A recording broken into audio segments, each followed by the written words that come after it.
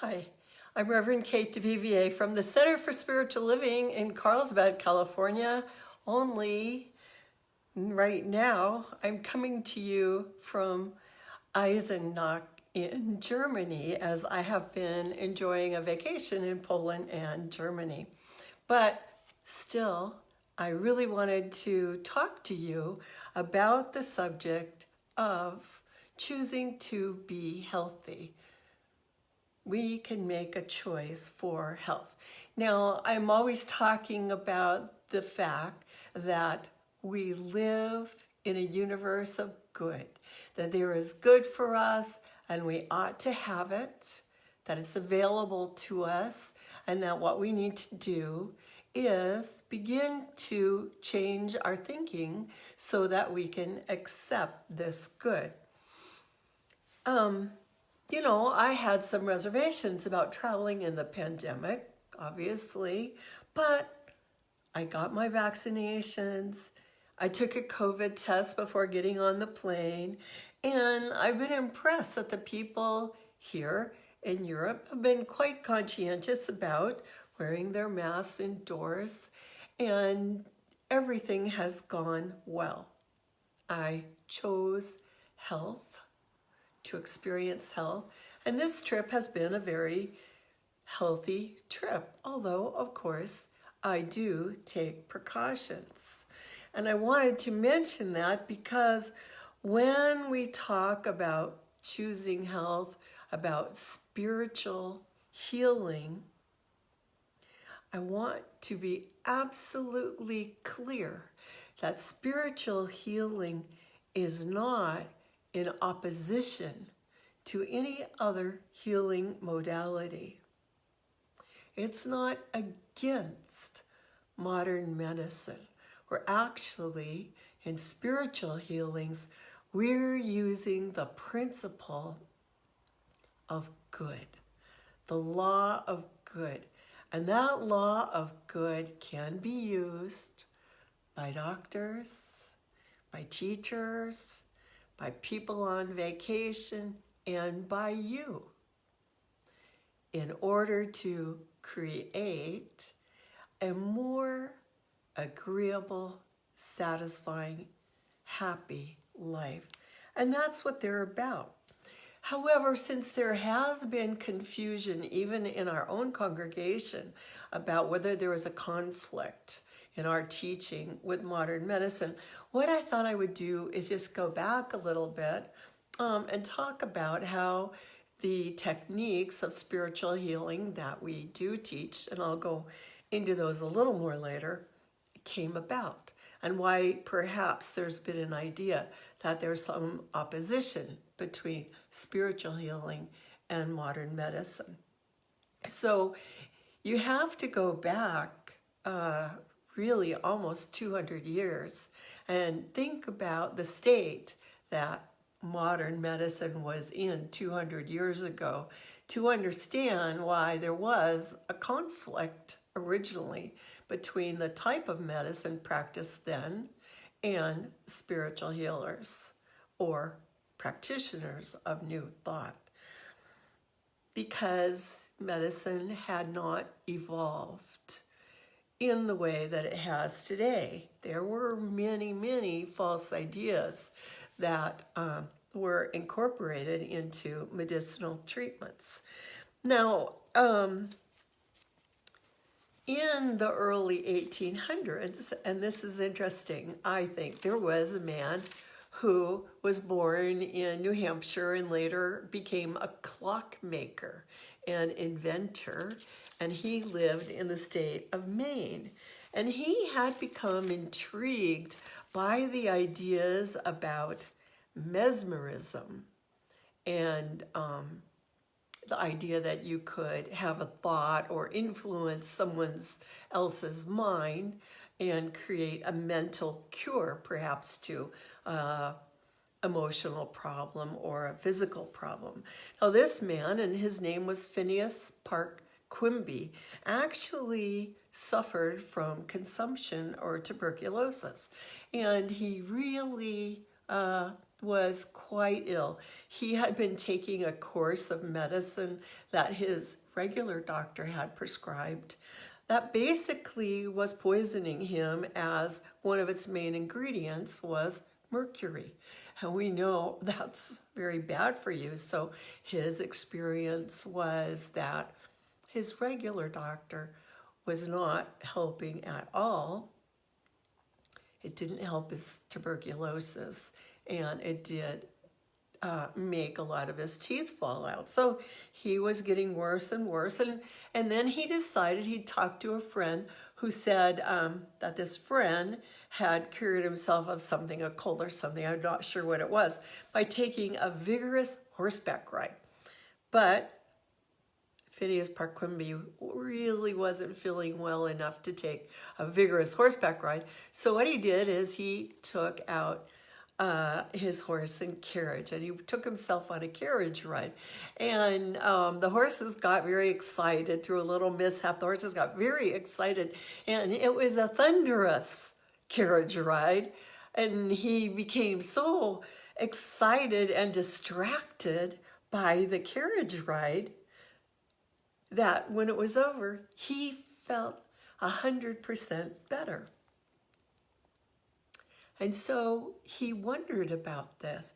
He wondered about what was it about that invigorating carriage ride that seemed to help his consumption.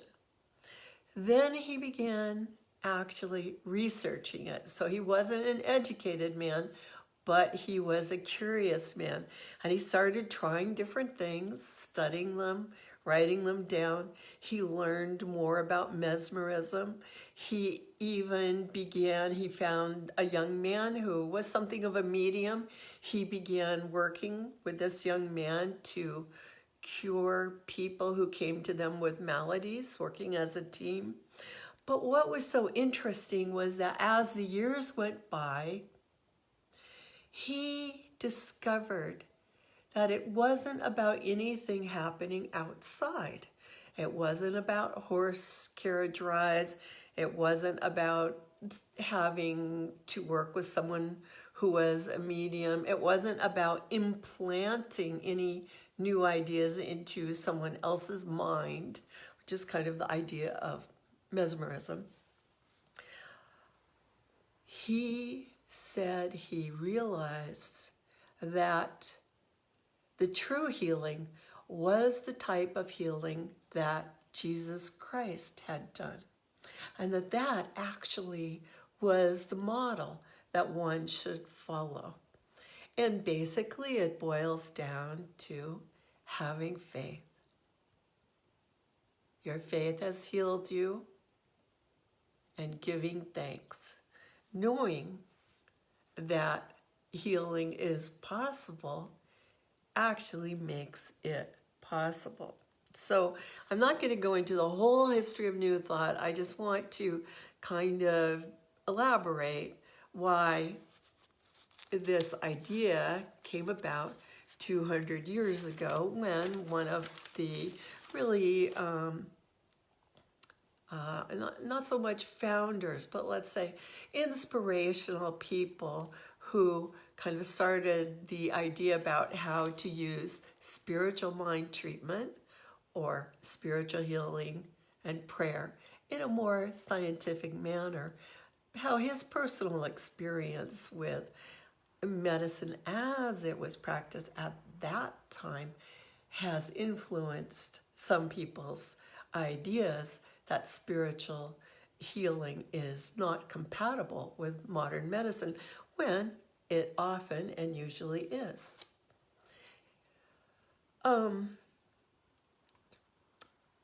So I just want to be clear. When I talk about spiritual healing, I don't want to be understood as telling people not to follow medical advice, but to think it through, to be guided, to know what's best for them, and to approach perhaps the recommendation of a medicine in the same way that you might approach having orange juice with your breakfast, something that you can do if it seems appropriate. Now, 150 years has passed and things are different. And we even see, at least in the town that I live in, that doctors are actually incorporating a lot of the things that we teach, including mindfulness practices, playing music. My dentist plays music when I go there. Our local hospital has set up a meditation garden, a healing garden. So there's been a lot of movement that we can all be grateful for. Now, over the past few weeks, I have been using as my inspiration a book called The Power of Decision by Raymond Charles Barker. And I just wanted to read a few words that he had in his book about health. And he said the very same thing. Although instead of 150 years ago, he said 100 years ago, things were different. Medicine was not as progressive as it is today. And so the metaphysicians then rejected it and denounced it. They had total faith in mental healing only. And that was it. So things have changed. And medicine has changed. But the thing that we know that is so important is that a state of health or healthiness is actually normal. Right? That's our normal state. When we are well, we should be praising our good health. And usually we take it for granted. And I'm reading a little bit from Barker's book. He says, although we usually take good health for granted, although we don't usually think about it, then the first symptom of illness sends the victim into a panic of false expectation. It's easy to realize that health is normal and sickness is abnormal. Yet, we give great attention to sickness, and to health, we give little attention. Now, since we teach the power of mind, the power of thinking, we know that this is wrong. All things respond to self-recognition, including your health. The more you impress on your subconscious mind the normalcy and the value of health, the more secure you feel about your health.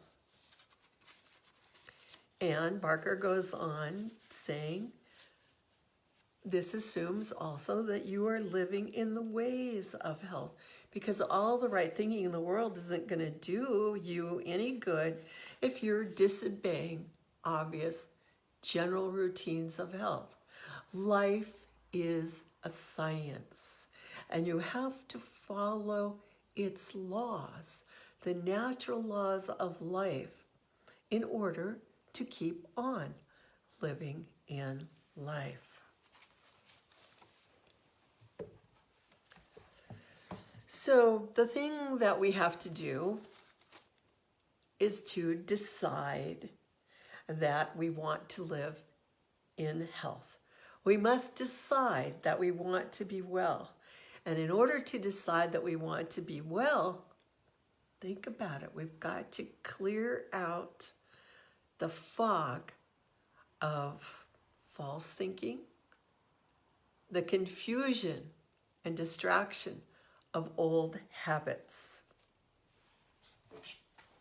Because these can keep us from seeing clearly that health is our true state.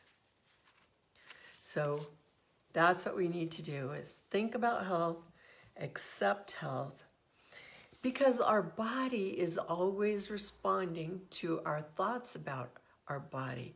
So previously I talked about creating prosperity and how one needed to have thoughts that there is enough. Same thing with our body. And we need to think about thoughts of health and recognize that we are able to be healthy. So talk to yourself about your body. Build your belief up. You know, traveling can be tiring, and I find sometimes in the morning, sleeping in a strange hotel, I don't always feel that refreshed. But what I do is I talk to myself mentally, and it's like, I'm feeling good. I'm excited about today. Today is going to be a great day. I'm perfectly healthy. I often like to repeat Emile Coué's auto-suggestion phrase, or we would call it affirmation. Every day, in every way, I am getting better and better. Because after all, what is your body? Your body is an expression of life itself. And what is life? Life is our experience of spirit in expression. Your body, your life, your mind, your soul, all are expressions of spirit. So don't accept illness as a normal part of living. Illness is the abnormal, and it is a transitory condition, something subject to change. You see, good is an eternal truth, where things that happen that don't seem good are what we call conditions, apparent distractions that keep us from seeing and praising the good. So why does a person become sick? Well, you might have a particular experience that creates illness. So for instance, I said, it's normal to maybe have orange juice in the breakfast, and I'm not touting orange juice, but, if you're deprived of certain things that you need for life, stranded in the desert without food or water, your body is subject to natural laws. So you may experience illness from these sorts of conditions. The other thing that often leads us to more easily be subject to illness is some of our learned thoughts. So besides just physical lack of care, perhaps an emotional feeling of stress, a lack of peace and happiness, or mental, I could say ignorance, but a lack of understanding about what's going on with us. So there may be things in our past that bring us to a moment of illness. So I certainly have had health challenges that have, I couldn't go back and pinpoint exactly why they came about, but luckily for me, I survived. And not only with the help of modern medicine, but what I did was turn to prayer. Change my thinking and stop thinking about, this illness is progressing, and begin thinking about, wait, there's good for me. I ought to have it. I'm going to accept it. I'm going to change my thinking now. Because the fact is that whatever has happened to us or through us in the past, Spirit doesn't blame. Spirit doesn't judge. You're not locked into the past. We're actually living in this moment only. We live in the now. We live in the here. And you are the thinker. Your life responds to your thoughts. And you can actually change your thinking and think health.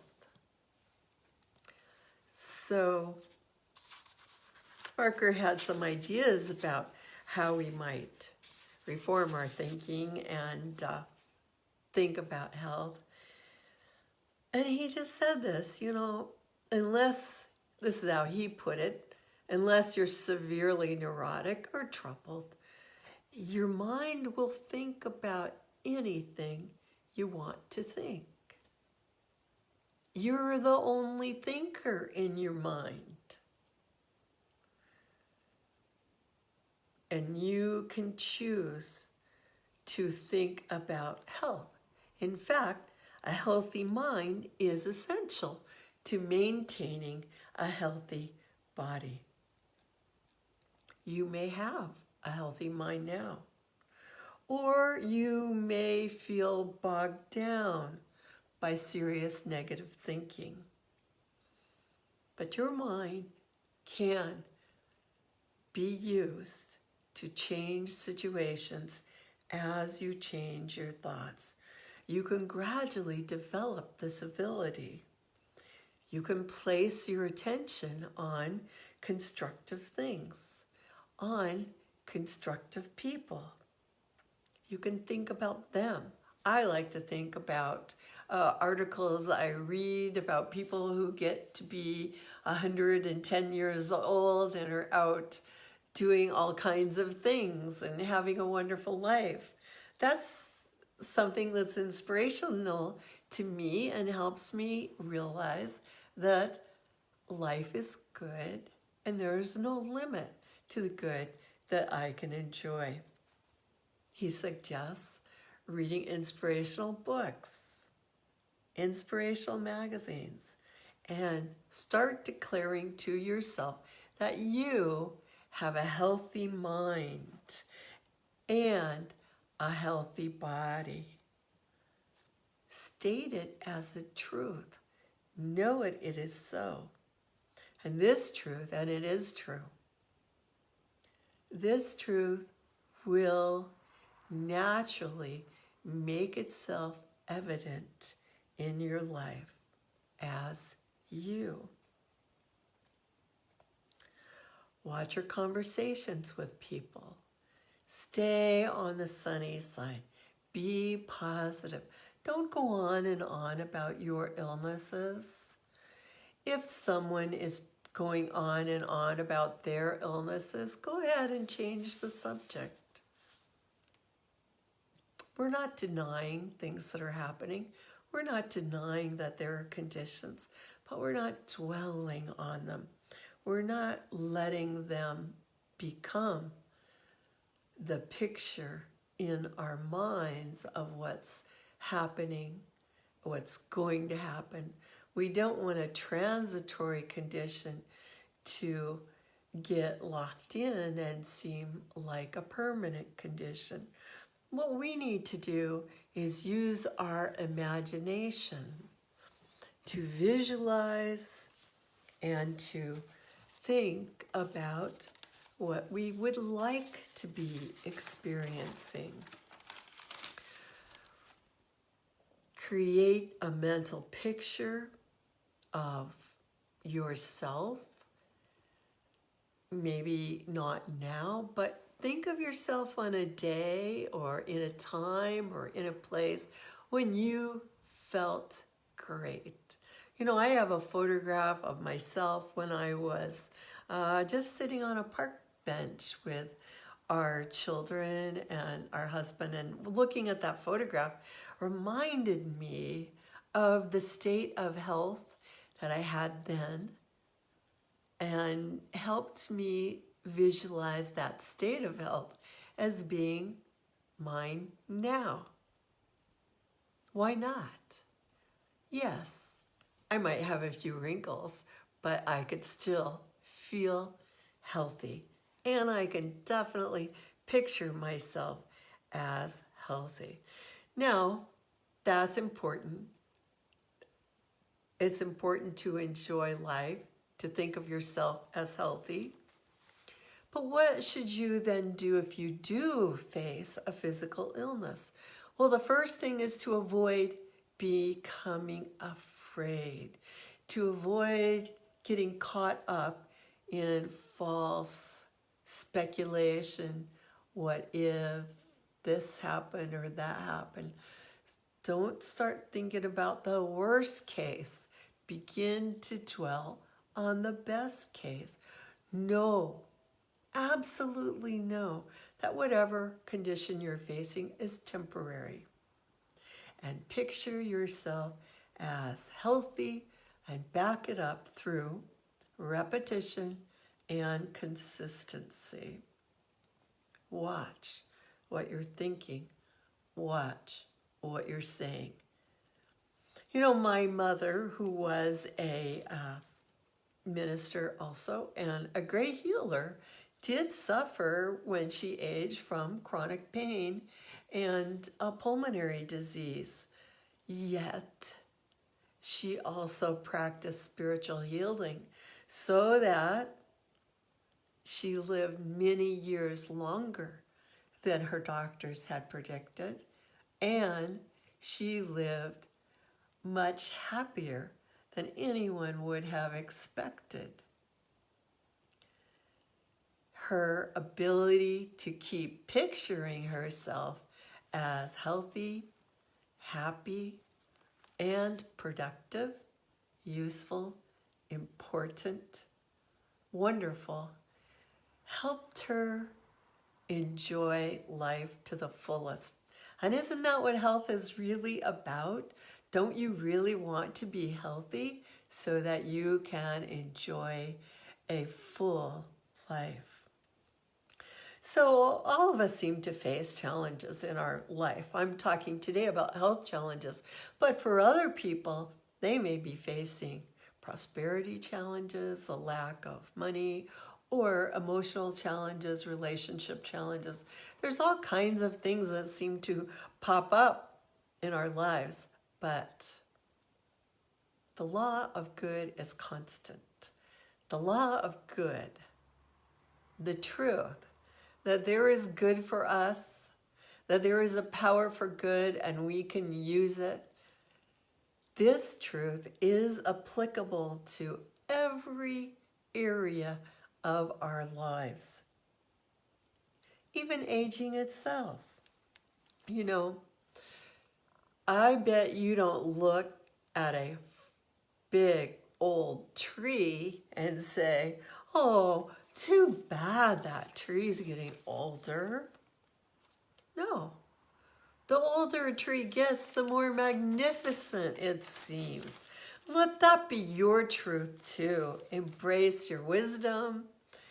Embrace the fact that you have had so many experiences in order to gather that wisdom, and look to every day with enthusiasm, no matter what.